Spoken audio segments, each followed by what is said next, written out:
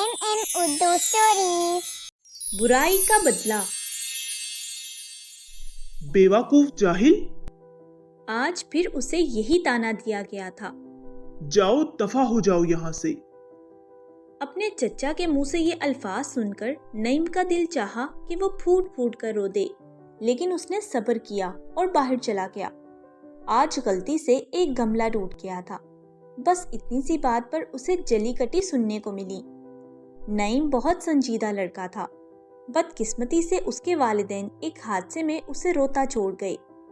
13 बरस का नईम इस सदमे से हवास खो बैठा। नईम के चचा ने उसे वक्ती तौर पर सहारा दिया, मगर कुछ अरसे बाद वो और चच्ची नौकरों से भी बढ़तर सलूक करने लगे। हर रोज की डांट डपट से वो तंग आ गया था। आज उसने घर छोड़ने का फैसला कर लिया था। उसका कोई ठिकाना नहीं था। उसके वालिदैन का घर भी धोखे से चचा ने कब्जे में ले लिया था। बगैर किसी मंजिल के वो मुसलसल चलता रहा। चलते चलते एक जगह वो बेहोश हो गया।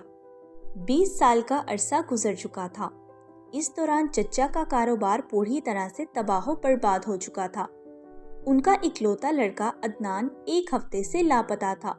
लाड उठाने की वजह से वो बिगड़ चुका था। कहीं जाने से पहले कभी बताता भी नहीं था। चचा और चच्ची ने हर जतन कर लिया, लेकिन बेटे का कुछ पता न चल सका। आज चचा अपनी अहलिया के बेहद इसरार पर पुलिस स्टेशन पहुंच गए। अस्सलामुअलैकुम इंस्पेक्टर साहब। वालेकुम अस्सलाम, कहिए क्या मसला है? इंस्पेक्टर गौर से इन्हें देर तक देखता रहा। ये बात वो भी नोट कर चुके थे। मुझे एक रिपोर्ट लिखवानी है। और फिर उन्होंने शुरू से लेकर आखिर तक तमाम बातें बता दी। आप फिक्र मत करें, हम इस केस पर तवज्जो से काम करेंगे। जी, आपका बहुत शुक्रिया। ये कहकर वो उठ गए। चंद रोज बाद वो फिर पुलिस स्टेशन आए। आज उनकी बेगम भी साथ थी। हमें अदनान के दोस्तों से मालूम हुआ है कि उसकी किसी आदमी से लड़ाई हो गई थी। मारपीट के दौरान वो उसे जख्मी कर कर फरार हो गया है।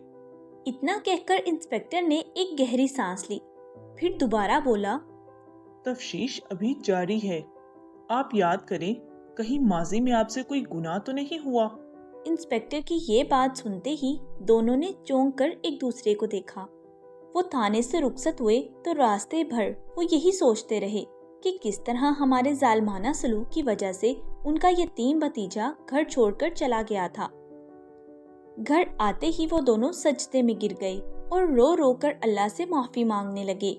चंद रोज बाद इंस्पेक्टर ने इन्हें फोन किया। फोन सुनने के बाद वो खुशी से चीखे, अरे बेगम जल्दी करो, हमारा बेटा मिल गया है। पुलिस इंस्पेक्टर ने हमें बुलाया है। ए अल्लाह, तेरा एहसान है। उनकी बेगम ने अपनी शॉल उठाते हुए शुक्र अदा किया। पुलिस स्टेशन पहुंचते ही दोनों अपने बेटे को देखकर उससे लिपट गए।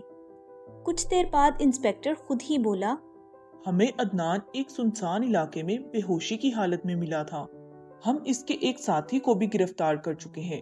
उससे पता चला कि जिस आदमी से अदनान का झगड़ा हुआ था वो असल में मंशियात का स्मगलर था। या अल्लाह तेरा शुक्र है कि मेरा बेटा सही सलामत है। लगता है आपने अपनी गलतियों की माफी मांग ली और इस यतीम बच्चे ने भी आपको माफ कर दिया। क्या? वो दोनों बुरी तरह चौंके। तब इंस्पेक्टर ने उन्हें सारी बात बताई। घर वालों के नफरत अंगेज रवैये की वजह से वो लड़का घर से भाग निकला था। वो बेमकसद चलता रहा। उसके आसपास कोई ठिकाना नहीं था। आखिर उसकी नजरों के सामने अंधेरा छाने लगा और वो एक घर की दहलीज पर गिरकर बेहोश हो गया। होशो हवास बहाल हुए तो उसने खुद को एक खूबसूरत कमरे में पाया। उसके करीब 2 अजनबी मर्द और औरत बैठे थे। वो दोनों मियाँ बीवी थे।